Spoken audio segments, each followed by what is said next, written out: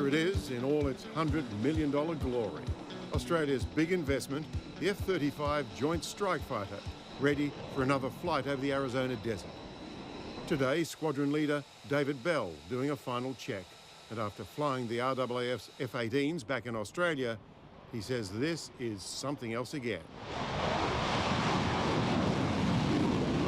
It's great fun, having a really good time. It's quite different from the F-18, which we flew before. It does some different missions as well, so it's been a bit of a learning curve, but we're having a really good time. From day one, it's been a controversial buy, with Australia spending nearly $20 billion on 72 of the F-35s. Buying it off the drawing board, and a lot of early promises made, have been hard to live up to.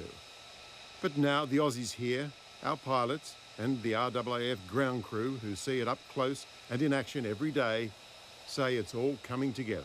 There's obviously still some teething issues with the aeroplane, but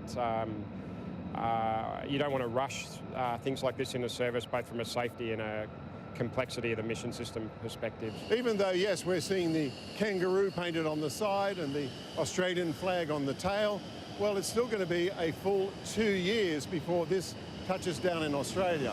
And it will be a full 16 years since they signed the original deal.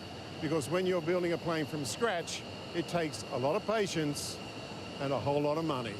As time goes on, more and more Australians will come here to learn the ins and outs of the RAAF's crown jewel, working alongside the Americans. We have in my squadron the Australians. US Air Force Colonel Mike Getty.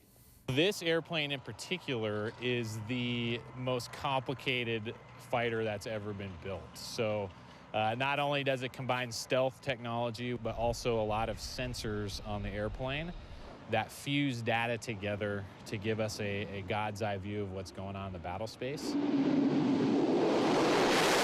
The sheer amount of this information that the airplane is digesting for us, that makes it complicated. So when we get it figured out, it's going to be phenomenal, the information it gives us. It's just a complicated problem to solve.